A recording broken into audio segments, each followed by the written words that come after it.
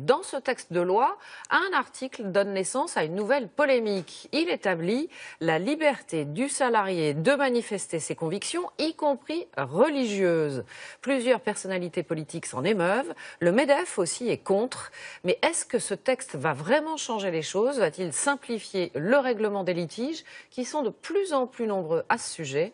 Réponse avec Arnaud Boutet, Nathalie Duboz et Éric Mézy. Au nord de Paris, en Seine-Saint-Denis, l'entreprise Paprec, 4000 employés, 56 nationalités et une charte, un règlement intérieur qui s'affiche sur les murs de la société.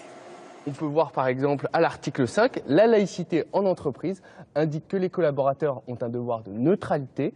Ils ne doivent pas manifester leurs convictions politiques ou religieuses dans l'exercice de leur travail. Aucun signe religieux donc. Paprec, structure privée, applique un modèle qui prévaut dans la sphère publique et ça marche. On n'a jamais eu de conflit jusqu'à présent et j'espère qu'on pourra continuer de cette voie-là parce que quand on voit ce qui se passe un peu autour de chez nous, c'est assez inquiétant. Selon une étude, 23% des dirigeants français ont été confrontés à des problèmes religieux au sein de leur entreprise en 2015. C'est 2 fois plus que l'année précédente.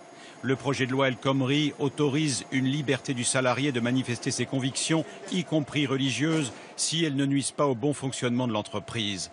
Les critiques sont nombreuses, elles pointent un risque de dérive. Nous pensons, si vous voulez, que là encore, c'est une boîte de Pandore qu'on ouvre. Il faut des droits et des devoirs. Et c'est de la pire manière, puisque c'est le salarié qui pourra librement manifester sa pratique religieuse, et à l'employeur de devoir, le cas échéant, le refuser et justifier la raison pour laquelle il le refuse. La ministre se défend et elle rappelle que de telles pratiques existent déjà dans les entreprises. Ce principe reprend le droit actuel.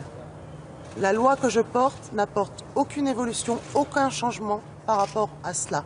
Le texte laisse aux chefs d'entreprise la liberté de dire non, mais à partir de quels faits religieux, personne ne sait. Toute la question sera dans quelle situation peut-on limiter ou interdire l'exercice des manifestations religieuses, des convictions religieuses dans l'entreprise.